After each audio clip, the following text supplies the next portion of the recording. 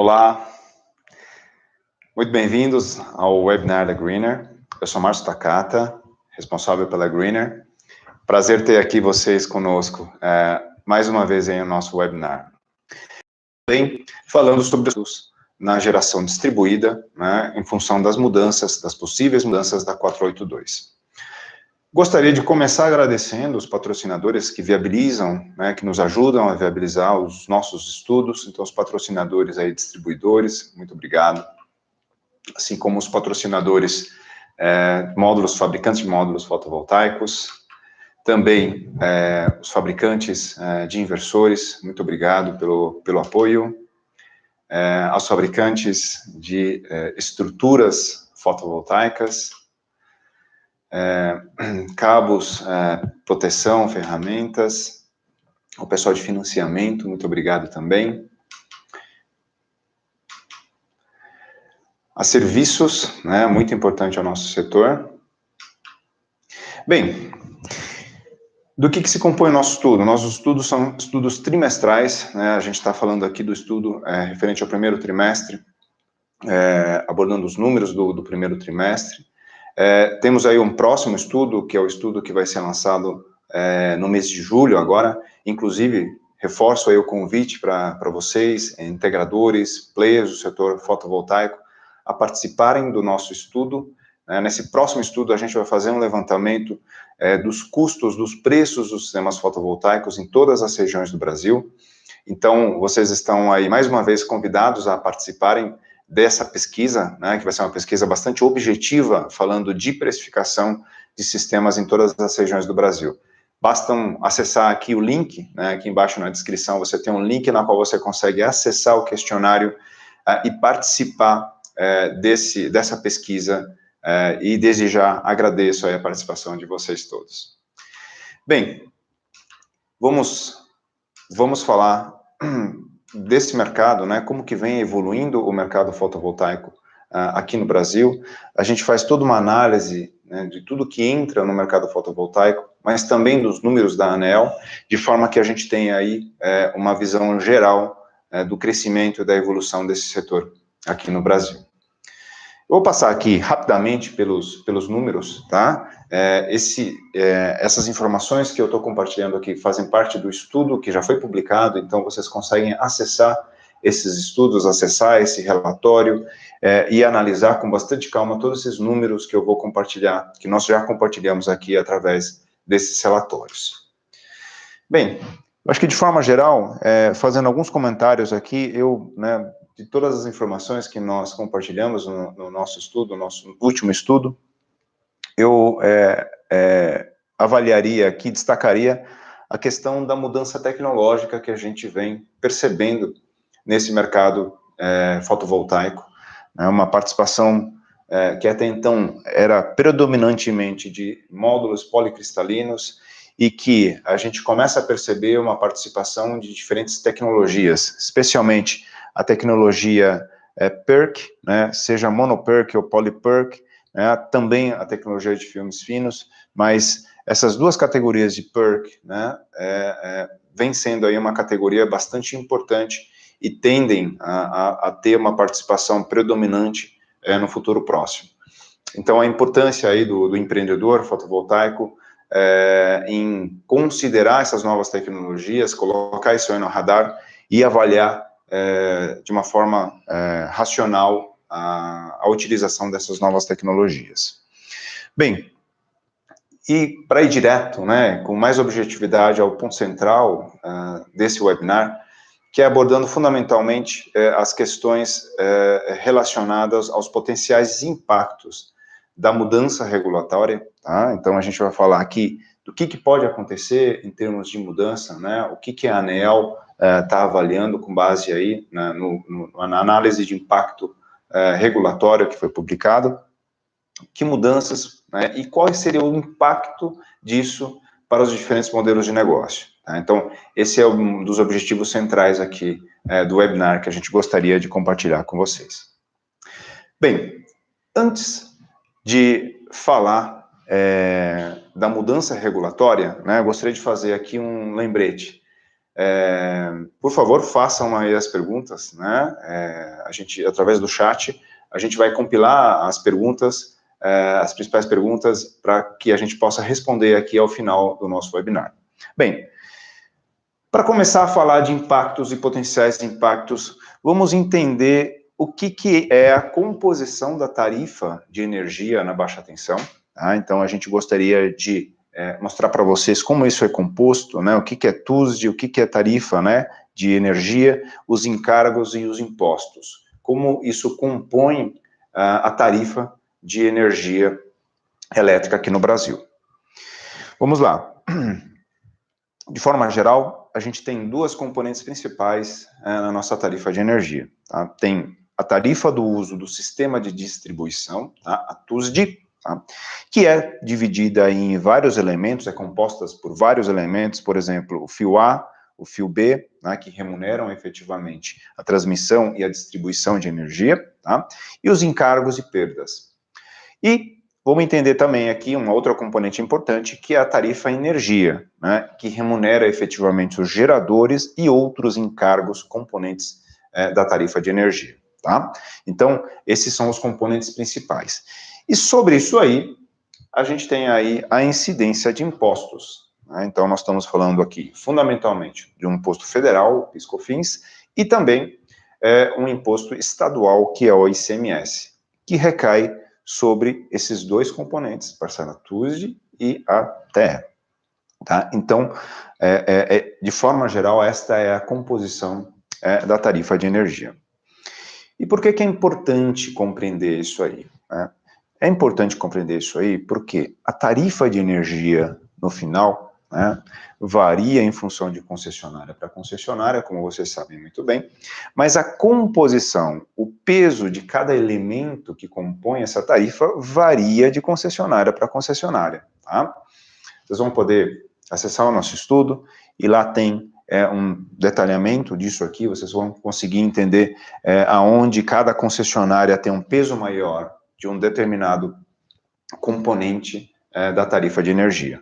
Então, isso é importante entender. Por quê? Porque as mudanças regulatórias prevêem a não isenção ou a composição de determinados elementos da tarifa de energia nos próximos cenários, que tem aí, naturalmente, diferentes perfis de impacto, tá ok? Então, só para ilustrar aqui, a gente tem Celesc, Celpa, várias concessionárias aqui, que tem uma parcela de encargos, uma parcela de fio B diferentes, tá? Assim como o valor de energia.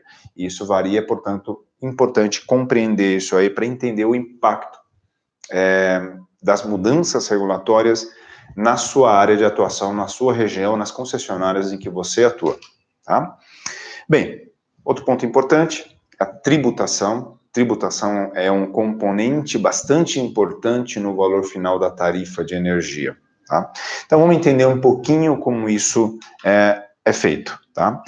Bem, quando a gente fala de geração distribuída, né, a gente tem um convênio, o convênio 16 de 2015, né, que através da CONFAS, que estabeleceu esse convênio, autorizou a isenção do ICMS sobre a energia elétrica, né, para geração distribuída, né, na criação de créditos, na definição de créditos de geração de energia, tá?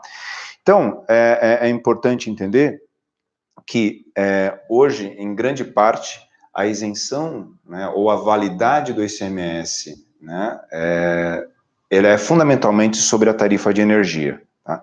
O ICMS sobre o TUSD, sobre o uso do sistema de distribuição de energia, ela é, em grande parte, não considerada na formatação dos créditos para geração distribuída, com exceção do estado de Minas Gerais, tá? Então, este é um ponto bastante importante, tá? Outro ponto bastante importante com relação ao ICMS é que o convênio cobre fundamentalmente a 482, tá?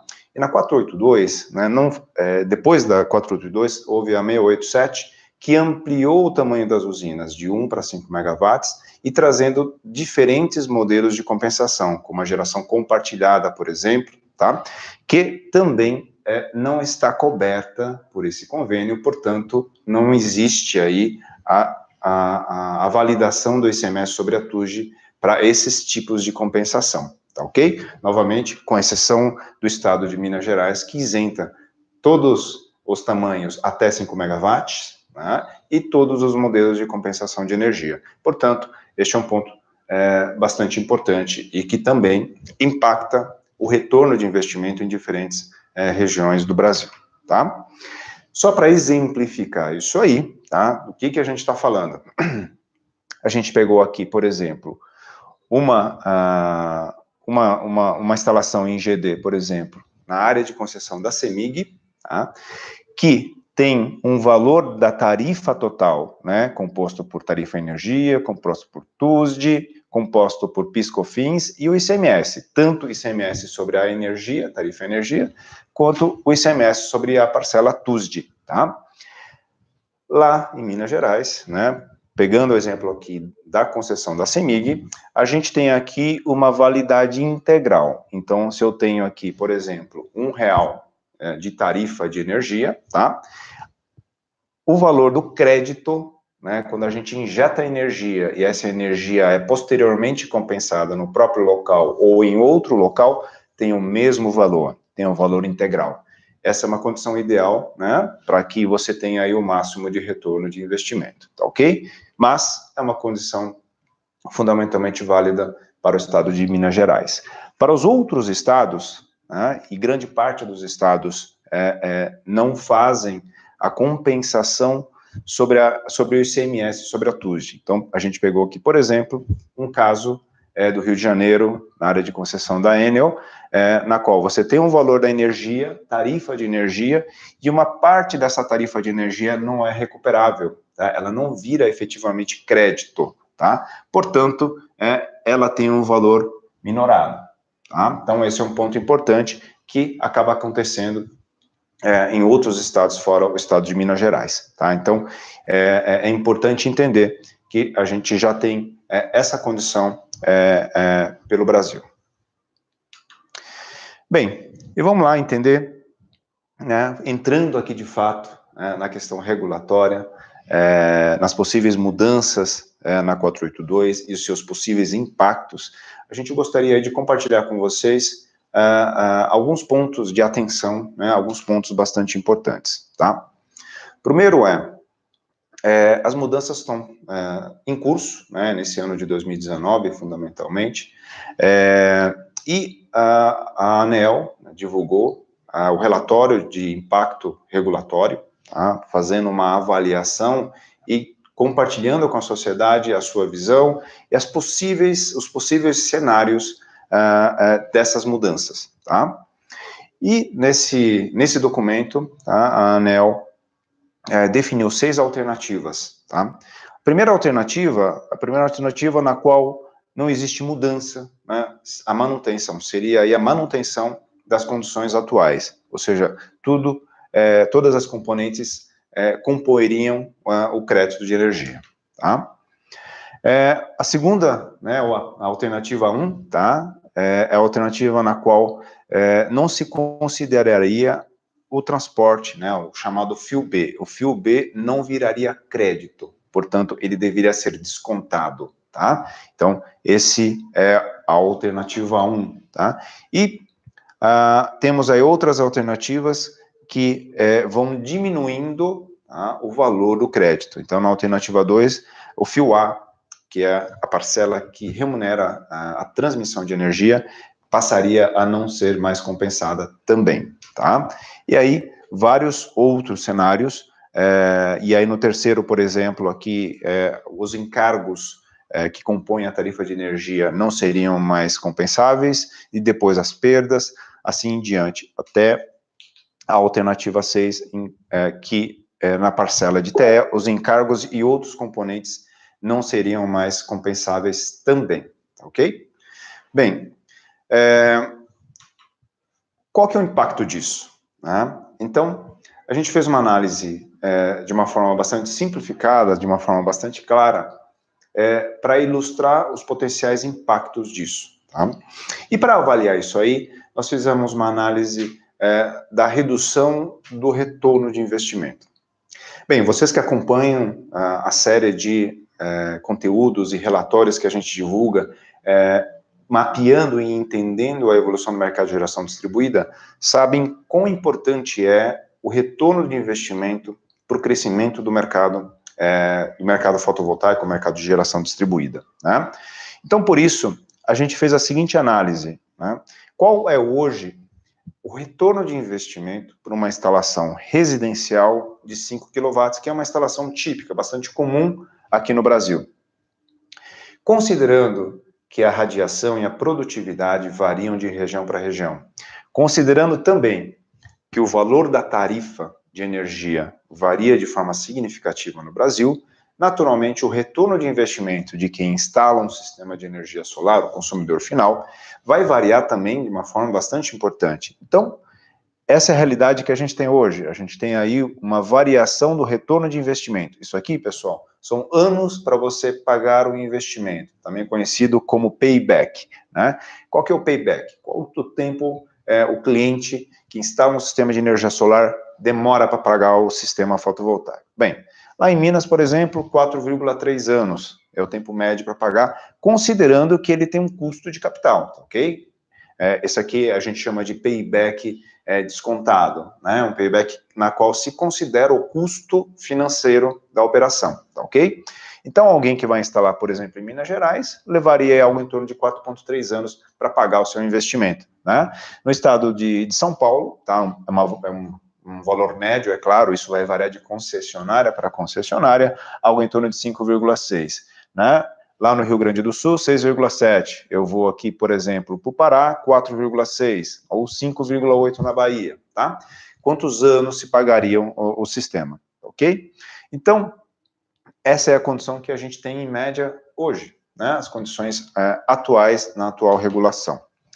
O que aconteceria, né, caso o cenário, né, a alternativa 1, fosse implementada, ou seja, o modelo na qual o fio B passaria a não ser mais compensado. Nessa condição, eu teria aqui, em média, considerando duas coisas importantes, deixa eu voltar aqui um pouquinho, né? Considerando que existe um valor de simultaneidade, né? Então, considerando aqui uma simultaneidade das instalações, a gente teria aqui um acréscimo de 19% no payback, né, ou no tempo de payback, ou seja, como o crédito vai valer menos, tá, eu vou demorar mais para pagar esse investimento, ok? E eu vou demorar, em média, 19% a mais para pagar esse investimento, tá? Esse é um valor médio. Por quê? Porque o acréscimo no payback vai depender muito das condições, vai, não descontável mais na visão, no cenário 1, tem valores diferentes de concessionária para concessionária. Então, pegando um exemplo aqui, a gente pega, por exemplo, o estado de São Paulo, que, em média, se paga esse sistema residencial de 5 kW com 5,6 anos, depois de 5,6 anos você paga um investimento. Aqui, eu teria aqui um acréscimo, iria para 6,3 anos.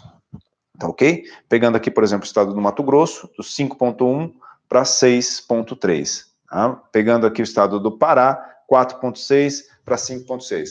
Ou seja, aqui a gente tem uma condição na qual o investimento passaria a ser naturalmente menos atrativo, porque eu vou demorar mais para pagar esse investimento que eu estou fazendo no sistema de geração distribuída, tá ok? Pegando aqui, por exemplo, o estado do Rio Grande do Sul, né, em média se paga o sistema em 6,7 anos, passaria a ser pago em 8 anos. Então a gente tem aí, naturalmente, uma condição que torna menos atrativo o investimento, tá? E naturalmente isso pode ter um impacto, né, na atratividade do sistema ao cliente final e o impacto também na evolução do mercado fotovoltaico em diferentes regiões do Brasil, tá? Bem, e para ilustrar isso aqui, pessoal, a gente fez aqui esse gráfico aqui, né? Hoje, aqui na Coelba, né, uma concessionária lá na Bahia, né, para um cliente de baixa tensão, que tem uma tarifa aqui da ordem aí de R$780, 1 megawatt-hora, 78 centavos, não sei exatamente qual é a tarifa lá na Coelba, é essa ordem de grandeza, tá? Quanto que vale o crédito lá na Coelba? Bem, hoje, lá na Coelba, né, lá na Bahia, a gente já não tem, por exemplo, a recuperação do ICMS sobre a TUJ. A ICMS sobre a TUJ não é válida como crédito. Então, isso já não compõe hoje o crédito de energia. Então, esse já é um fator desafiador, assim como para todos os estados, com exceção de Minas Gerais, tá? Com a incidência aí do cenário 1, né, ou seja, a não validade do FIU-B na composição dos créditos, e considerando que o FIU-B representa hoje algo em torno de 30% da tarifa de energia, a gente está falando aqui de uma condição que torna muito menos atrativo o investimento, tá? Então, por exemplo, hoje, a tarifa de energia, o crédito da energia, já tem uma validade 15% menor do que a tarifa cheia, tá? Em função do ICMS sobre a TUJ. Com a não validade mais, né, o fato de não considerar mais o FIU-B na composição do crédito de geração distribuída, eu teria uma redução adicional de 30%. Então, eu teria aí uma redução aí de 45% no valor desse crédito, tá? Em relação à tarifa cheia, tá? E isso varia de concessionária para concessionária, e a gente precisa entender quais poderiam ser esses impactos em função dessas mudanças, tá? Bem, é importante entender, pessoal, que as mudanças que estão sendo propostas, que foram sugeridas na análise de impacto regulatório, prevêem que essas mudanças sejam acionadas através de gatilhos, tá? E gatilhos que estão relacionados à potência instalada aqui no Brasil, tá? Então, uma das sugestões que foram mencionadas sugerem aí a mudança da GD, o acionamento, né, para a geração junto à carga, para a geração local, tá ok? Que esse limite seria atingido aí quando a quantidade de GD instalado no Brasil atingisse 3,365 gigawatts, né, aqui no Brasil, proporcionalizado para cada distribuidora conforme o seu mercado de energia na baixa tensão. Então tá aí um ponto bastante importante, tá? Isso, né, segundo essa análise de impacto, não aconteceria de uma vez em todo o Brasil. Tá? Dependeria dependendo de quão inserido está a geração distribuída em cada concessionária, em função do tamanho de mercado que essa concessionária tem, tá? A gente vai falar disso logo mais no próximo slide, tá ok? Assim como a geração local, tá? A geração junto à carga, a gente tem também a geração remota. E para a geração remota, a gente está falando aqui de um gatilho diferente, um gatilho de 1,25, tá? Então, quando se atingisse 1,25, da mesma forma, proporcionalizado em cada uma das distribuidoras, o gatilho seria atingido, tá ok? Então, bastante atenção a esses dois elementos. Bem, e quando que esses gatilhos poderiam ser atingidos? Tá? Então, com base no volume instalado hoje em cada uma das concessionárias, né, a gente fez esse levantamento, e também fazendo a proporcionalização do tamanho de mercado que cada uma dessas concessionárias tem, tá? A gente fez aqui uma estimativa de quando esses gatilhos poderiam ser atingidos, ok? Quando que a gente atinge proporcionalmente o volume que foi sugerido pela ANEEL, tá? Então, novamente, pessoal, só alertando que isso aqui é uma previsão com base em uma possibilidade, tá? Possibilidade de que, se de fato a ANEEL vai prosseguir nesse modelo de gatilhos para os valores que foram propostos, tá ok? Então, novamente, é um cenário, é uma possibilidade que a gente está avaliando aqui, tá ok? Bem, então, a gente fez a análise em todas as concessionárias, tá? As concessionárias que estão indicadas aqui são as concessionárias que até o ano de 2025 atingiriam os gatilhos, tá ok? teriam naturalmente concessionárias que nem estão aqui e que não seriam atingidos até o ano de 2025, portanto, não fazem parte aqui desses gráficos. Então, aqui, por exemplo, a gente teria aqui, para a geração local, tá, instalação junto à carga, essas concessionárias, né, algumas concessionárias, por exemplo, a Energisa, Mato Grosso, ou Mato Grosso do Sul, a CEMIG, que já atingiriam o gatilho para geração local no ano de 2022. E outras concessionárias, como a Semar, a CEAL, e outras que não estão nem indicadas aqui, atingiriam em 2025 ou depois. Outros locais, por exemplo, né, a RGE, que é uma concessionária que tem uma alta penetração de energia solar fotovoltaica, de geração distribuída, né, fundamentalmente, bastante importante, então, poderia ser aí uma concessionária na qual também a Celesc, outras concessionárias que poderiam ter esse acionamento do gatilho acontecendo aí antes que outras concessionárias. Então, está aí um ponto bastante importante de atenção aí ao mercado de cada uma dessas regiões. Bem, e quando a gente analisa a geração remota, né, lembre-se que para a geração remota a gente tem um gatilho diferente, 1.25 gigas, né, quando atingisse também de forma proporcionalizada, a gente tem algumas concessionárias também que tendem a ter esse gatilho, né, atingido de uma forma mais rápida, no caso a CEMIG, que está bastante acelerada também nas instalações de geração remota, tá? A Energisa, né, a RGE, a Celesc, e outras concessionárias que ainda têm uma quantidade, um volume de geração remota ainda bastante pequena e vão postergar, né, segundo essa nota, né, o acionamento para depois de 2025 também, ok? Então, é importante analisar, entender qual que é o nível de inserção da geração distribuída, seja remota ou seja geração junto à carga, para entender ou para ter uma ideia dos potenciais, né, de quando esses gatilhos poderiam ser aí acionados. Bem, e gostaria aqui de chegar aqui a algumas conclusões, algumas sugestões, tá? Bem, primeiro, né, a gente falando aqui da evolução, né, o mercado vem evoluindo de uma forma bastante importante ao longo dos últimos anos, tá? Então, convido vocês a acessarem o nosso estudo. Lá a gente tem lá uma série de informações que podem ajudar a fundamentar aí a estratégia de vocês, tá?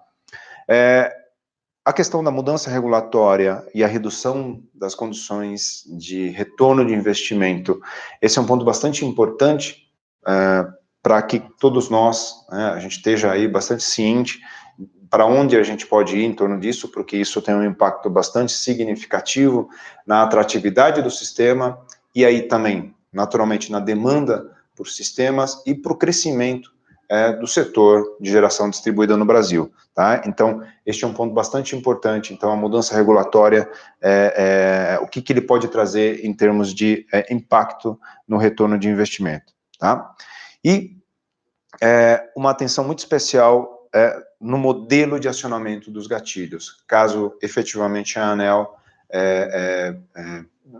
continue nesse sentido, nessa ideia realmente, né, de estabelecer os gatilhos, né, então a gente entende que a criação desses gatilhos, eles precisam ser muito bem calibrados de forma que as mudanças e os impactos em cada uma das concessionárias sejam efetivamente mudanças que permitam, né, o crescimento sustentável, né, desse setor, né, a gente não pode prejudicar aí naturalmente o consumidor também, de forma a tornar a solução de geração distribuída pouco atrativa, né, trazendo impactos bastante grandes em relação ao crescimento do setor, tá? Bem, então, de forma geral, a gente sugere aqui, né, para o setor energético, né, e também para o agente regulador, um cuidado bastante importante, né? Eventualmente, uma postergação das alterações da 482, ou uma análise bastante criteriosa, porque a gente tem aí mudanças importantes aí nos próximos anos. A gente está falando aí de uma mudança do modelo de tarifação para o modelo de tarifa binômia, né, que vai que vai ser importante, né, e trazendo possíveis impactos, então, na geração distribuída. Então, essa análise, ela precisa ser feita com bastante cuidado, com bastante critério, de forma a não prejudicar as condições aí de viabilização dos projetos de geração distribuída no Brasil, tá? Então, este é um ponto bastante crítico, tá? Então, certamente a ANEEL está avaliando esse ponto, né, como balancear possíveis mudanças na 482 e também as mudanças na tarifa binômia e como isso pode afetar o mercado. Então, vai aí a nossa sugestão, de forma que isso, que a gente tenha aí um cuidado bastante grande nesse sentido, tá? Sugerimos também aqui uma informação, né, bastante clara em relação ao acionamento dos gatilhos, né, dos possíveis acionamentos dos gatilhos. Nós fizemos aqui uma análise, tá, uma previsão de quando esses gatilhos poderiam ser acionados, mas cabe aqui uma análise por concessionária, de forma que a gente tenha aí uma clareza de como isso vai acontecer, tá, em função do que vai ser definido, do que vai ser proposto aí daqui para frente pela ANEEL. Então, cabe aí uma clareza em relação a isso aí. Uma outra sugestão, né, é aumentar a potência, né, caso efetivamente o modelo dos gatilhos prospere, tá? É muito importante que esses gatilhos não penalizem de forma prematura algumas regiões. Tá? Entendo que a previsibilidade, né, para os agentes seja, de fato, um elemento bastante importante. Então, nós entendemos que gatilhos que sejam aí acionados no cenário, por exemplo, de 2020 ou 2021, apesar do mercado saber das mudanças que ocorreriam, né, que haveriam mudanças na resolução, na 482, mas o acionamento de gatilhos e mudanças nas condições de investimento e de retorno de investimento, já num cenário tão curto, seria um ponto bastante negativo para os agentes. Portanto, cabe aí uma reflexão em relação ao modelo de gatilhos, ao tamanho dos gatilhos, para que a gente não tenha esse impacto. Ou a definição de uma data mínima para que esses gatilhos sejam ativados, tá? De forma que, novamente, a gente não tenha aí uma condição de acionamento prematuro em algumas regiões, prejudicando aí alguns agentes, né, prejudicando aí os consumidores. Bem, cabe também uma esclareção das métricas utilizadas para definir o tamanho de cada concessionária, né? A gente entende que isso poderia ficar mais claro, né? Quais serão as métricas efetivamente? Serão o número de instalações que vão definir o tamanho de mercado, ou será a potência instalada, ou o consumo de energia em cada uma das regiões, em cada uma das concessionárias, para definir aí as métricas de acionamento do gatilho, tá? Vai a nossa sugestão de forma que isso esteja um pouco mais claro, seria um elemento favorável para o setor, tá?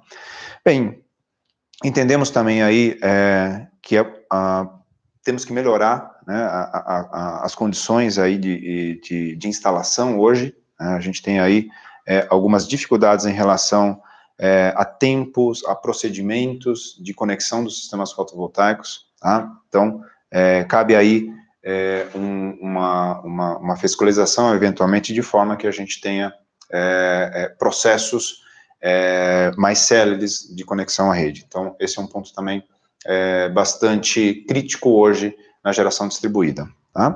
E finalizando aqui, considerar, né, quando que efetivamente, havendo a mudança regulatória, quando efetivamente vai valer isso aí, né? Então, a gente considera que a validade, o marco para definir que uma determinada instalação está nas regras antigas ou nas regras novas, né, seria aí a solicitação efetiva à rede, a conexão à rede. Bem, e algumas sugestões adicionais que vão além das questões regulatórias, mas que poderiam também ser elementos importantes para proporcionar um crescimento sustentável ao setor de geração distribuída, tá? Uma, que é a questão do financiamento, que os agentes financiadores já vêm trabalhando bastante nesse sentido de criar linhas mais adequadas, mais aderentes à realidade de investimento de geração distribuída, tá? mas de forma geral a gente ainda tem aí um caminho bastante importante na implementação dessas linhas, em criação de linhas mais acessíveis. Então, esse é um ponto bastante importante que nós, né, o setor de energia, e especialmente os agentes do setor de geração distribuída, precisam ter aí o objetivo de criar essas linhas de uma forma mais eficiente, tá? Ampliação dos usos, né, de tecnologia também, como de armazenamento, tá aí uma coisa bastante importante. A questão tributária, sobretudo a questão do ICMS, né, tá aí uma importante evolução aí que pode ser feita, né, que pode ser trabalhada, no sentido de criar condições mais adequadas de retorno de investimento para as diferentes regiões do Brasil. Temos aí um ponto bastante importante a evoluir nesse sentido, tá? E a inovação em novos modelos de negócio. A gente acompanha muito, né, os novos modelos de negócios, diferentes empreendedores pelo Brasil, trabalhando fortemente na criação e na estruturação de modelos que permitam mais eficiência de diferentes formas. Então, está aí também uma coisa bastante importante e que cabe aos empreendedores do setor que já estão trabalhando, né, eu digo isso porque eles estão trabalhando muito no sentido de criarem linhas ou criarem modelos de negócios cada vez mais sustentáveis aí, competitivos nesses novos cenários que a gente vai ter daqui para frente. Tá? Bem, eu gostaria de ler as perguntas aqui, né, e responder as perguntas. Vou pegar aqui. Bem, finalizando, né, eu gostaria de avaliar aqui algumas perguntas que foram compartilhadas conosco, né, agradeço as perguntas feitas pelos participantes do webinar. Bem, vou começar aqui com a pergunta aqui, apenas geração fotovoltaica possui isenção de ICMS em Minas Gerais, né? Sim, a gente está falando aqui de uma CONFAZ, né? Mas além do CONFAZ, a gente teve aqui o próprio governo estadual, né, a Secretaria de Fazenda Estadual, definindo aí uma condição diferenciada para o estado de Minas Gerais em relação à isenção de ICMS para instalações dentro do estado de Minas Gerais. Tá? Vou pegar aqui mais perguntas aqui, e por favor, fiquem à vontade aí para fazerem mais perguntas também. Uma das perguntas aqui, quando que o sistema off-grid será interessante? Né? Bem, naturalmente, quando você não tiver acesso à rede, né? Nessas condições, costuma ser bastante interessante as soluções de instalação off-grid, não seria exatamente um modelo de geração distribuída de energia, tá? Mas com a evolução da tecnologia, com a evolução principalmente de armazenamento, as soluções off-grid naturalmente vão começar a ser cada vez mais interessantes também. Tá? Tem mais perguntas aí? Ótimo. Tá. Excelente pergunta aqui. Na geração solar, né, no modelo de geração distribuída, né, um modelo que seja 100% de simultaneidade, né, o que é 100% de simultaneidade? É aquela instalação que gera energia e consome energia instantaneamente, de forma que não haja injeção de energia à rede elétrica, tá? Então, em instalações comerciais, por exemplo, que tem um uso intenso de energia durante o dia, tá? Esse tipo de condição pode acontecer, tá? E claro, a grande parte das instalações são instalações que têm aí uma boa parte da geração consumida instantaneamente, tá? Bem, então, isso é possível? Sim, claro, depende do perfil de geração e do perfil de consumo de energia de cada unidade consumidora, tá? O lado positivo de você ter um maior nível, um maior índice de simultaneidade é de que você reduziria a necessidade de injeção de energia à rede elétrica, tá? E essa redução vai diminuir, ou seja, você não vai ter, por exemplo, a questão da não validação do ICMS sobre a TUSD, por exemplo, né? Então, já que você não precisou injetar energia, então, você não teve que contar com crédito de menor valor, tá? Portanto, essa seria, inclusive, uma condição ideal para as instalações, ok? Temos mais perguntas?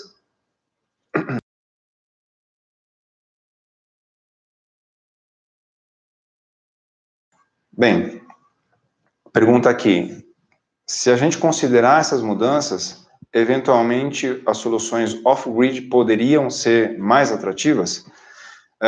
Bem, a gente não sabe dizer quando isso vai acontecer, né? Mas a gente tende nesse caminho, né? A gente tende que as soluções off-grid, que não dependam de rede, se tornando aí mais atrativas. Mas eu diria que a gente tem aí ainda uma evolução importante para a gente atingir esse nível, ok? Bem, eu gostaria de encerrar por aqui, ok? Agradecendo a participação de vocês, agradecendo os patrocinadores, muito obrigado pela participação de todos, acompanhem os nossos conteúdos, novamente o convite para vocês participarem da nossa pesquisa, tá? Na última pesquisa nós tivemos aí quase 1.000 empresas participando, e você está convidado a participar conosco, tá? Tá aqui embaixo na descrição, o pessoal está me avisando aqui, tá ok? Muito obrigado, um grande abraço a todos.